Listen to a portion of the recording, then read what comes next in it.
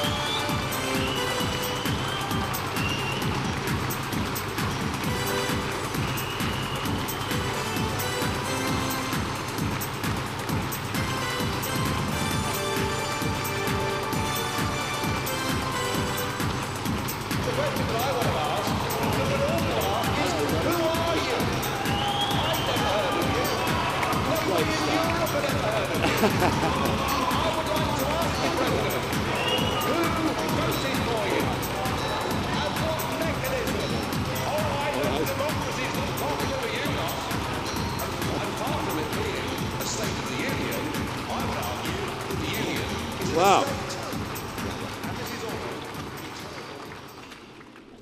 Wow. Good morning, everybody. We've been on the march for 20 years, 20 long years. There have been many failures, many disappointments, many ups and downs, lots of leaflets delivered, and over the years, many deposits lost. And of course, we've been roundly abused and laughed at and mocked and derided. But despite that, over the course of the last 18 months, something remarkable is happening, and we are now changing the face of British politics.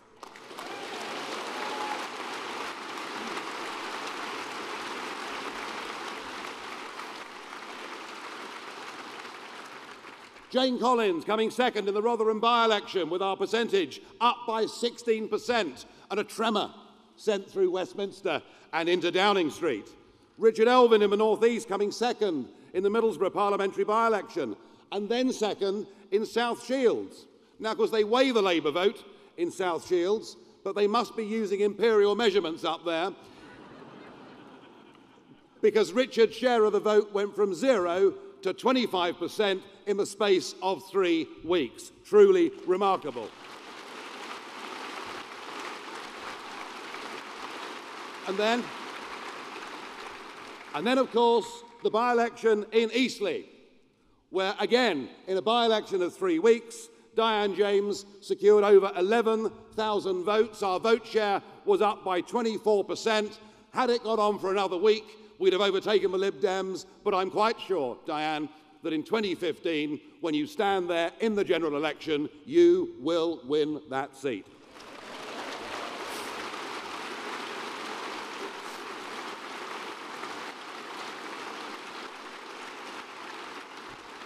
I said at the time of Eastleigh that we were going to become established as the third party in British politics. And we now have over 30,000 members, and we're rising fast. And by the time of the next general election, we will have the third highest membership of any party in this country. And we're going up at a time when all the rest are going down. And we're pleased with what's going on. And they're appalled, and the commentators are simply stunned and amazed.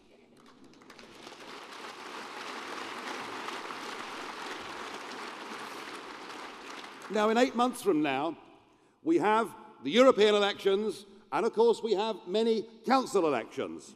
Now, we're going to be fielding sets of candidates in both. Indeed, we intend to put up thousands of candidates for those local elections, with a big emphasis and a big push here in London, where all the local seats are up for grabs. And I am not going to take anything for granted, but I think we might do quite well next year. In fact, my ambition and my conviction is that we can come first across the United Kingdom in those European elections and cause an earthquake in British politics.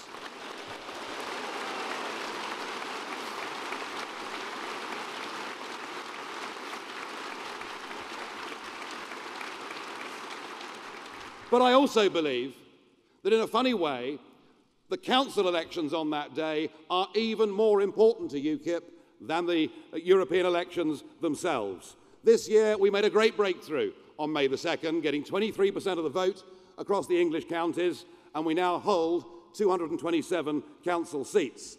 I think we've got every opportunity on May the 22nd next year to win hundreds and hundreds and hundreds of council seats up and down this country, and to build up the kind of clusters of support that we'll need to go on and win seats in the general election of 2015. So it's a big day for us next year.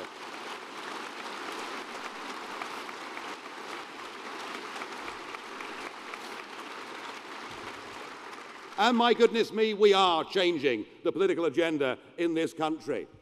Because earlier this year, David Cameron said he believed there should be a referendum on our membership of the European Union. And that wouldn't have happened without us. And I think you could also see our influence in the debate on immigration. But perhaps significantly, and something I'm very proud of, we made our position on Syria absolutely clear that we are sick to death of this country getting involved in an endless series of foreign wars without object. We made it clear that we thought voting no, voting against war in Syria was the right thing to do, and I'm struck now that many of the backbench politicians in Westminster are now more scared of the UKIP vote in their constituencies than they are the whips in their own party.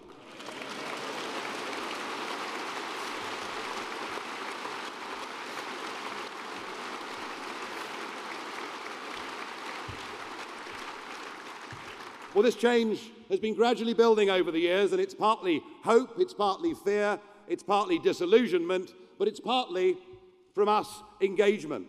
You see, when we launched this party, only 17% of the British people thought we should leave the European Union.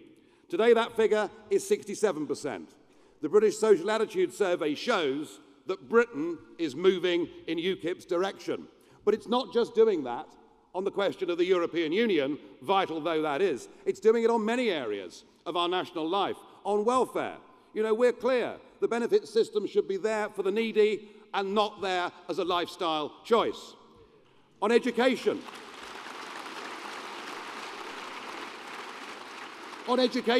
we're the only party that actually believes in social mobility.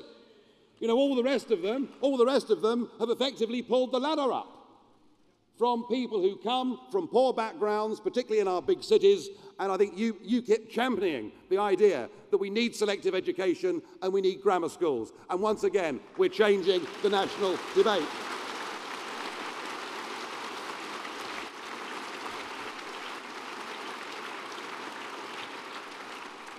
And yes, on immigration, we've certainly changed the debate on immigration. This is a debate that I think is vital.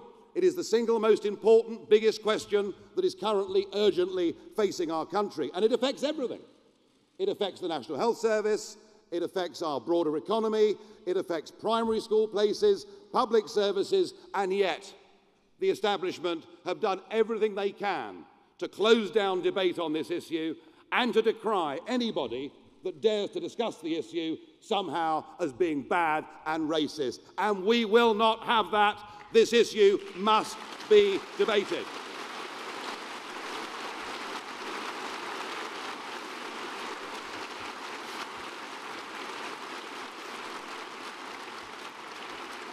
And I say that, I mean, we're a nation that has always been open-minded to immigration. Of all the countries in Europe, we've been the most open to people from different cultures coming here from around the world. But it is a question, ladies and gentlemen, of scale.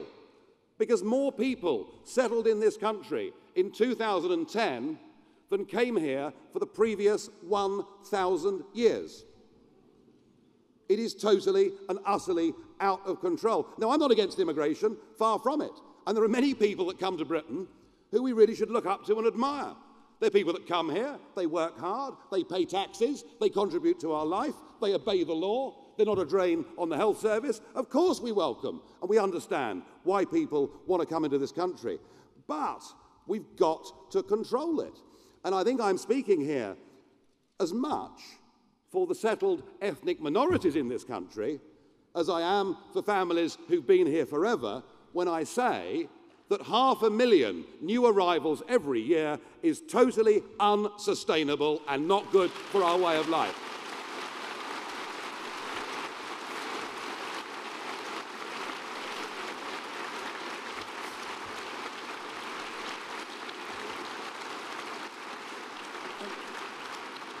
You really haven't got to be a rocket scientist to work this out.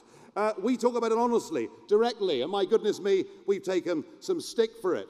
And many of the commentators in London, I think, are bewildered by this. But you go out there, go into Telford and Aylesbury and Kettering and Buxton and Harrogate, go out there.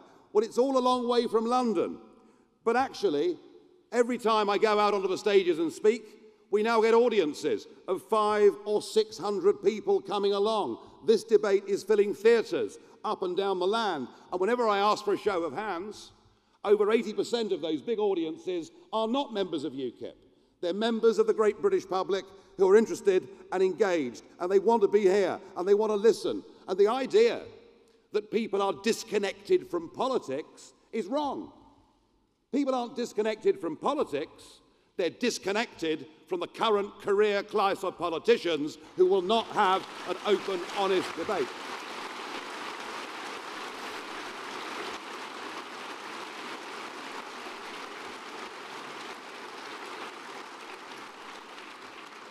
I'm often asked, well, who is the typical UKIP voter? Define the UKIP voter. Well, I have to say, when you look into those audiences, it's very difficult to do because we have a range of the whole of our society in that room. We have workers, employers, self-employed, big businesses, corner shop owners, rich people, people in the middle, people who are struggling, people young, people old, people unemployed, people, few of whom have left-wing or right-wing opinions. They're mostly people roughly somewhere in the middle. Very few of them are political activists. Some of them haven't voted for anybody for the last 20 years, but they are good, decent, patriotic, hard-working, law-abiding British people, and frankly, I feel that we are now the only party that stands up and speaks for them.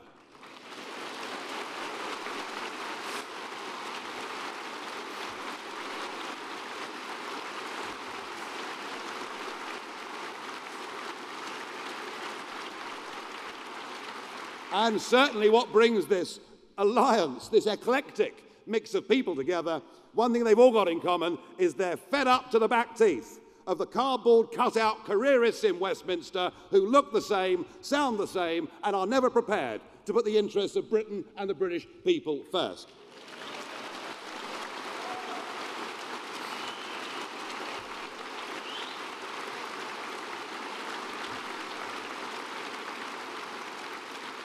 And just look at them. It's like a game, isn't it? Spot the difference between the politicians. They're all desperately themselves fighting to hold the middle ground, which they can't even find or define. They're made up of focus groupies, triangulators, dog whistlers, politicians who daren't say what they really mean. And we're rather different to that, aren't we? Because we're unafraid to stand up and say it as it is. We don't go around the country saying, are you thinking what we're thinking? We don't need to do that. No, we stand up and we tell it how it is, and whether people agree with us or not, at least they know where we stand. And I'm proud of that.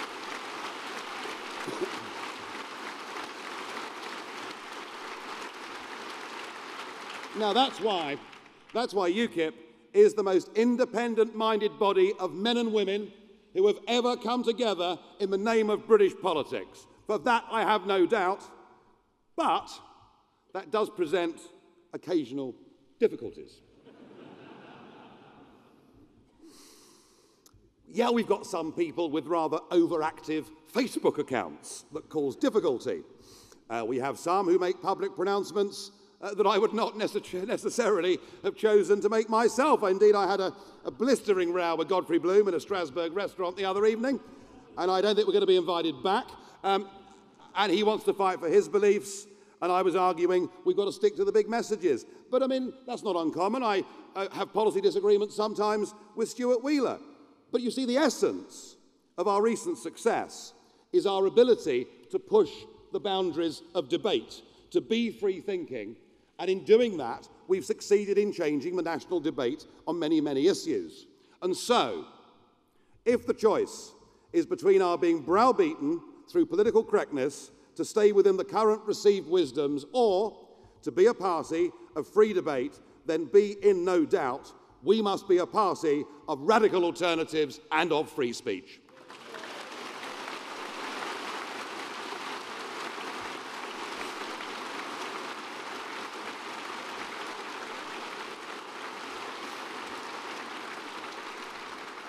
There is, however, one important qualification.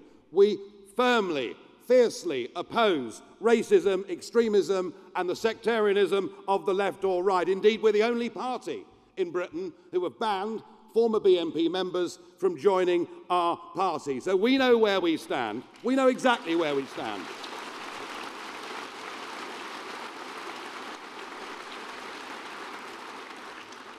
Now, that's not all going to be easy.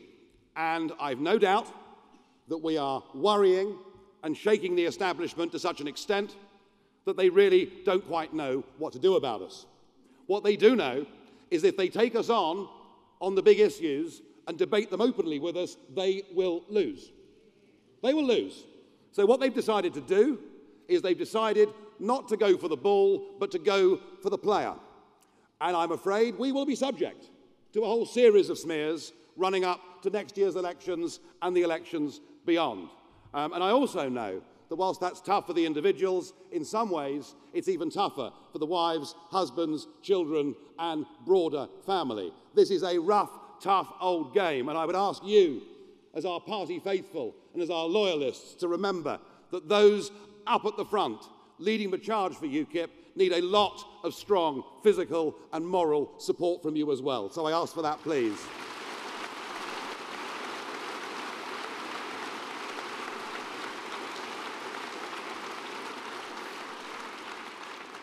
Now, we've been here for 20 years, and some people keep asking, well, what is UKIP now? First, you began to talk about the European question, then you talked about immigration, then you talked about grammar schools, and I'm going to attempt to redefine today what UKIP is with this card. UKIP is a free-thinking, egalitarian party opposed to racism, sectarianism and extremism. UKIP is dedicated to liberty, opportunity, equality under the law and the aspirations of the British people. We will always act in the interest of the British nation, especially on immigration, employment, energy supply and fisheries. We know that only by leaving the European Union can we regain control of our borders, our parliament, our democracy and our ability to trade freely with the fastest growing economies in the world. A referendum to allow the country to decide this matter will create the greatest opportunity for national renewal in our lifetimes. That is my definition of UKIP.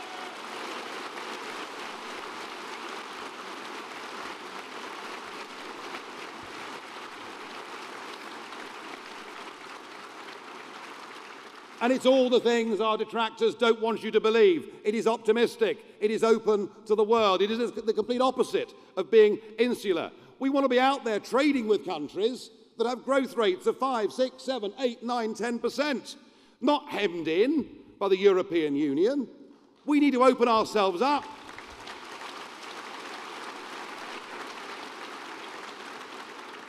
We need to open ourselves up, particularly to English-speaking countries within the Commonwealth. Wouldn't that make sense? And these are our real friends in the world. In fact, many of those countries have as their head of state the Queen, not Herman Van Rompuy.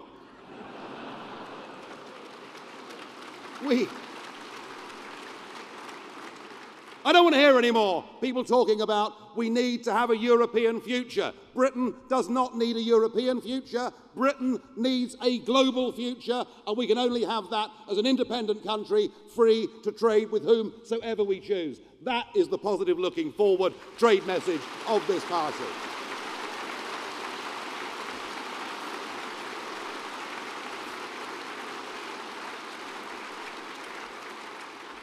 The truth, of course, is we should never have joined this union in the first place. Frankly, because we're different. We are different. Our geography, our history, our institutions produced by that history make us look and think differently. This is not the Love Actually speech, but it is a recognition, perhaps, of things that were said at the first UKIP conference, and they were right 20 years ago.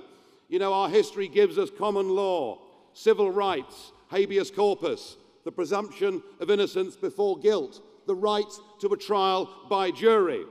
On the continent, they have an entirely different system where confession is the mother of all evidence. And 4 years ago, I fought hard, and others did too in this party, I fought hard for a lad from North London called Andrew Symeou.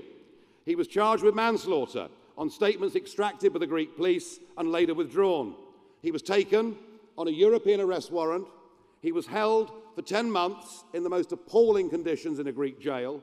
He was then detained in Greece on bail for a further 4 years and then walked free when the prosecutor dropped the case without charge. And I want us as the government and opposition debate in the next few months what parts of European social law and order and social justice we should opt into or opt out of. I want to make our position absolutely clear. Given that history of ours, we say the European arrest warrant is a total abomination to those who care about freedom and justice.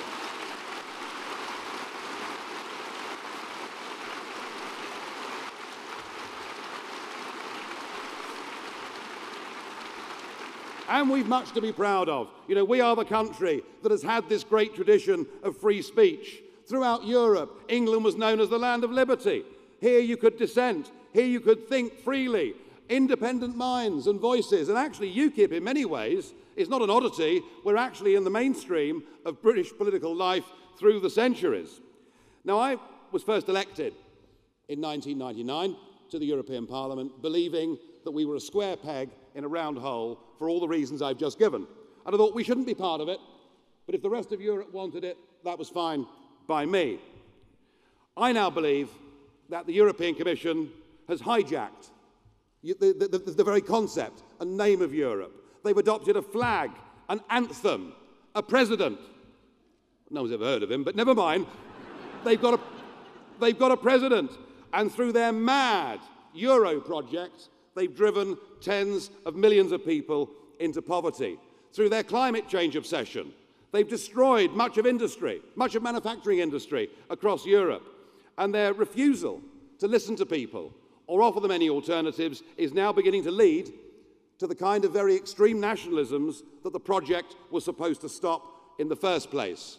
And I can declare today that we in UKIP are actually the true Europeans, because we want to live and work and breathe in a Europe of free, democratic sovereign states that trade and cooperate together but are not governed by these monstrous institutions. And I don't just want the UK out of the European Union, I want Europe out of the European Union too.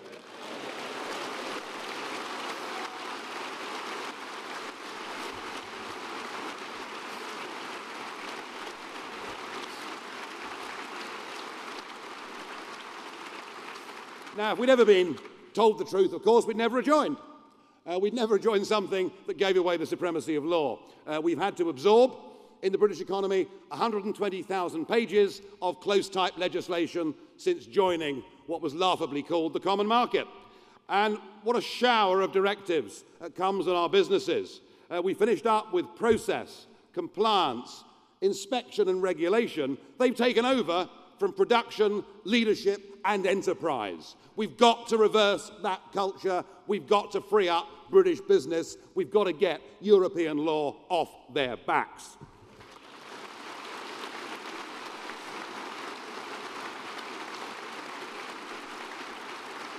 I spent 20 years working in the financial services industry. Yes, I had a job before doing this. I know it's very unusual. And of course, it's Britain's biggest industry. It's about 10% of the British economy. But it's not all about the City of London. No, no, no. It's about Cardiff, Birmingham, Newcastle, where all these different back offices operate with people involved in the industry. And it's not all about the bankers. It's about insurance, reinsurance, stocks and shares, pensions, commodities, a whole range of industries in which Britain is a world leader. But I'm afraid it's now irrelevant to that industry whether we have a Conservative government, a coalition government, or a Labour government, because we have transferred management of Britain's biggest industry over to a very charming Frenchman who doesn't wish our industry well. We've got to take back control of managing Britain's biggest industry, surely. These are the things that we have to do to move on.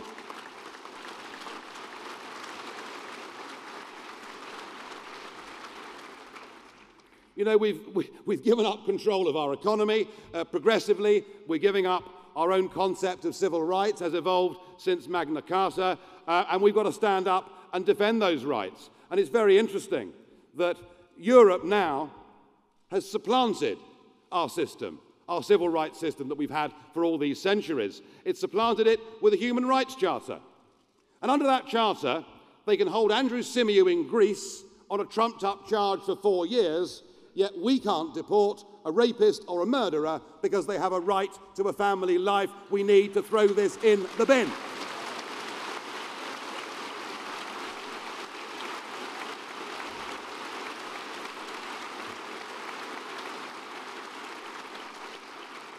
And our own politics, frankly, has become a charade. You might have noticed that since May the 2nd, all the parties now talk tough on immigration. Like a bidding war that's been going on between Cameron, Clegg and Miliband to sound who can be the toughest on immigration. I have to say, some of their right-wing rhetoric really worries me. But it's a charade. It's a charade. All this talk from David Cameron that he'd bring immigration down to tens of thousands. The recent cries of, oh, the net figures are better. Well, the figures, ladies and gentlemen, are that last year, 497,000 people settled in this country. And I'm not sure even the commentators perhaps understand this. I did an Any Questions debate the other week, and I was talking about Europe and the rights of entry and residence that EU citizens have, and Nick Robinson stopped me. He said, no. This debate is about immigration. It's not about Europe. But it is, isn't it? It's one and the same thing. We've got 10,000 people a week coming into Britain, 500,000 coming in every year, nearly 5 million economic migrants in the space of the last 10 years. It is totally unprecedented. It has never happened before. The effects are obvious in every single part of our national life, with massive strain on the NHS and primary schools, shortage, of course, of social housing, and a driving up, in many cases, of house prices. And I feel very sorry for the 1 million youngsters in this country who are currently without work, and yet we have a massive oversupply in the unskilled labour market coming into this country from Eastern Europe and elsewhere. Frankly, it doesn't make sense, and yet, from the 1st of January next year, the risks are going to increase further. The 7-year transition period for Romania and Bulgaria is finished, and we open the doors to up to 28 million people who, if they wish to come to this country, can. They can access not just the workplace, but they can access, of course, our welfare system too. Now, how many will come, we don't know. The Foreign Office think it'll be about 13,000, but their track record is terribly good. Migration Watch, rather more reputable, think there'll be 50,000 a year for the first 5 years. I don't know. It could be many times that. I mean, none of us know. But why on earth would you take the risk? Now, let's be clear. We don't blame people from Romania and Bulgaria for wanting to come here. Goodness me, I'd be packing my bags now. Well, it is about money, isn't it? It's about opportunity. I mean, a wage here is worth 5 or 6 times what it is in Romania and Bulgaria. And I mean, just think of it. A family in Bulgaria, if the father comes to Britain to work, not only can he earn money and send some money home, but he can claim child benefit of £20 a week for the children. And that, of course, in terms of purchasing power in that part of Europe, is very great. So, I don't want to be anti people from those countries wanting to better their life. Of course I don't. But how can it be right that people can come into Britain and effectively claim job seekers allowance and housing benefit within a couple of weeks of arriving here? How can that make sense, and how can that be fair to our own people, who in many cases have paid, their families have paid into the social security system for generations. I don't think it's right, and I don't think it's fair at all. And I think this is the issue, perhaps, of the biggest disconnect between the political class and the ordinary people in this country.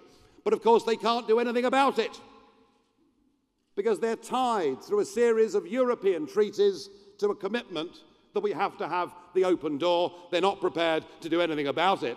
And I have to say, and I've no doubt that I shall get severely criticised for this, but I have to say there is an even darker side to the opening of the door in January. London is already experiencing a Romanian crime wave. There have been an astounding 28,000 arrests in the metropolitan police area of Romanians in the last 5 years alone. 92% of ATM crime in the capital is already being committed by Romanian gangs. And this surely gets to the heart of the kind of immigration policy that we want to run. We should not be opening our doors on January the 1st to Romanian criminal gangs. We need to get back the power to deport those who come here and commit offences. And Mr. Cameron, Mr. Clegg, Mr. Miliband, are you listening? Because we demand action.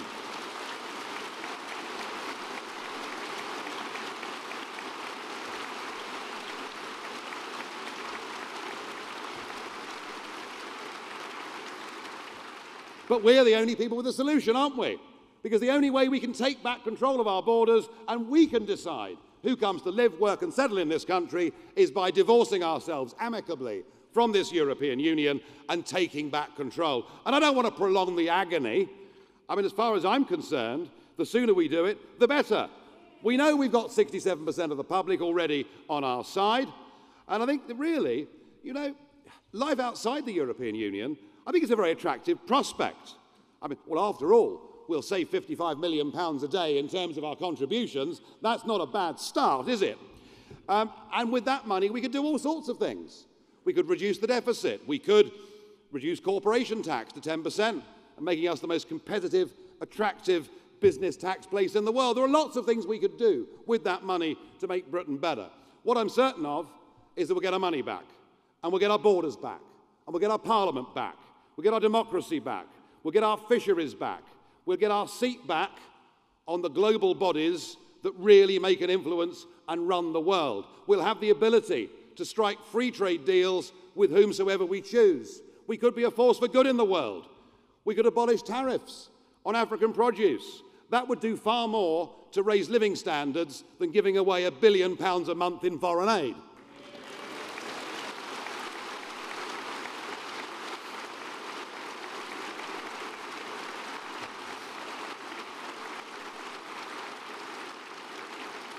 Now, of course, there are some out there who say, we can't go it alone, our global influence will decline if we're too small. You know the sort of people. Lord Mandelson, Paddy Ashdown, Kenneth Clarke, though we quite like him, really, it's just his politics we can't bear. But actually, the Mandelsons, the Ashdowns, the Clarks, they are the voice of Little England. And we are the voice of Great Britain.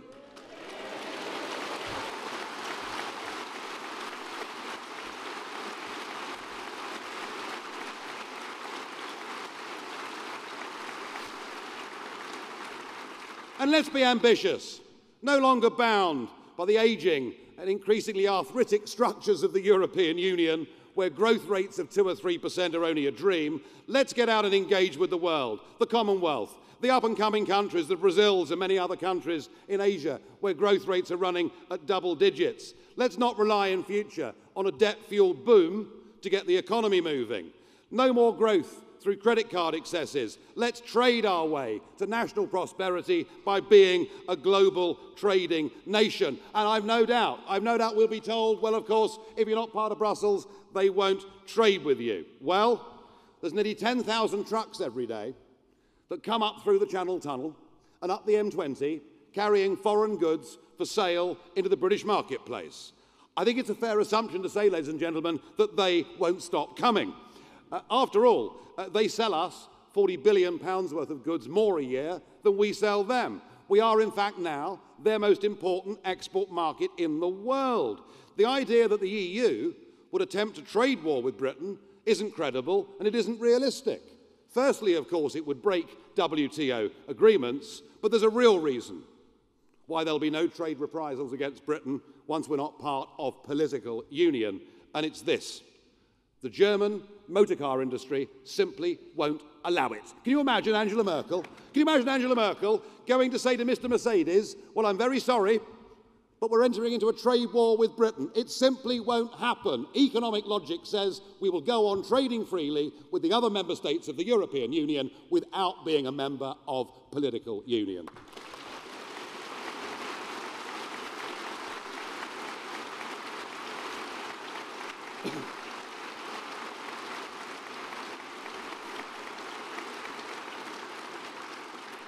So it is a positive, forward-looking vision. It is a UKIP that has stopped telling people what it's against. It's a UKIP that has started telling people what it's for. What it's for on the big constitutional questions. And through this conference, you're being told what we're for in terms of energy, the National Health Service, housing, and a whole range of other policies. But it really is only by leaving the European Union that we can actually regain the kind of national self-confidence that we need through our own Parliament in Westminster to do the right things. Now, I said earlier that we are changing the face of British politics, and it's true. And all of our arguments are now gaining traction. In terms of rhetoric, the other parties are attempting to move into our territory. But of course, without the slightest intention of actually delivering. So Mr. Cameron wants a referendum. Well, we've heard it all before with his cast iron guarantee, and frankly, we don't believe he's sincere this time either. But of course, he's using a word, a trick word. It's the same word that Wilson used back in the 70s. He's using the word renegotiation. He's saying that it is no more than a cynical tactic, I would say, it's no more than a cynical tactic to kick the issue into the long grass beyond the next general election. And how I look forward this afternoon to hearing Lord Digby Jones on this platform, former Director General of the CBI, but perhaps more significantly, the former British Trade Minister under the last Labour government, tell us what the sheer futility of renegotiation really is. How I look forward to hearing that this afternoon. I really do, and I think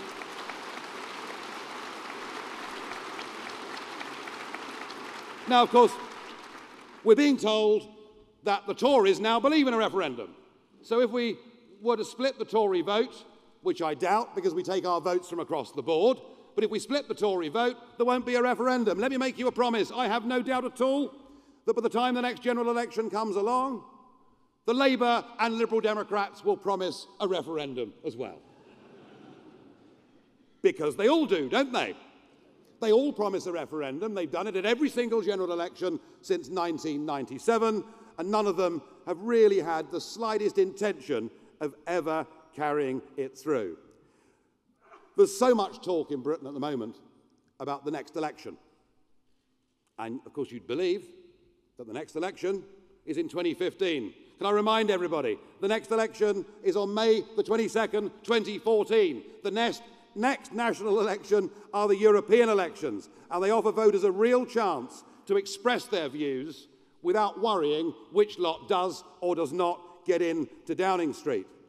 And the campaign next year is going to be dominated by the issue of open-door immigration to Eastern Europe. If the coalition want to save their electoral skins in that election, they must, before January the 1st, tell Brussels that we will not unconditionally open our doors to the whole of Bulgaria and Romania. And that is my challenge to them.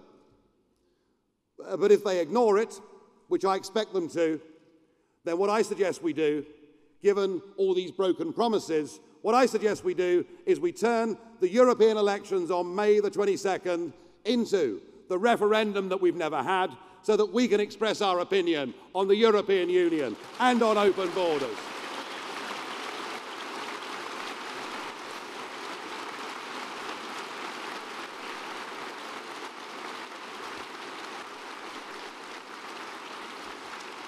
So let's make May the 22nd next year. Let's make it that referendum. And let us use it as an opportunity to send an earthquake through Westminster politics. And let's stand up collectively as a nation and say, we want our country back.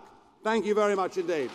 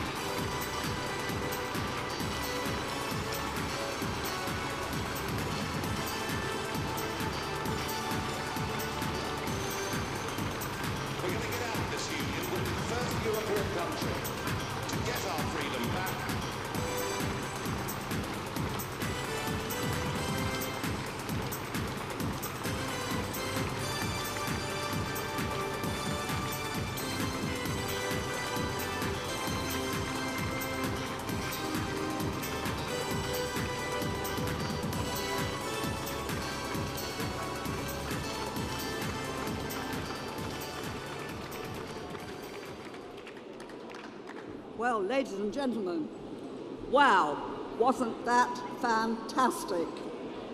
I thought it was. I've just got a little bit of housekeeping for you before you break for lunch. And it's just to say that we've got some fringe events during the lunch break.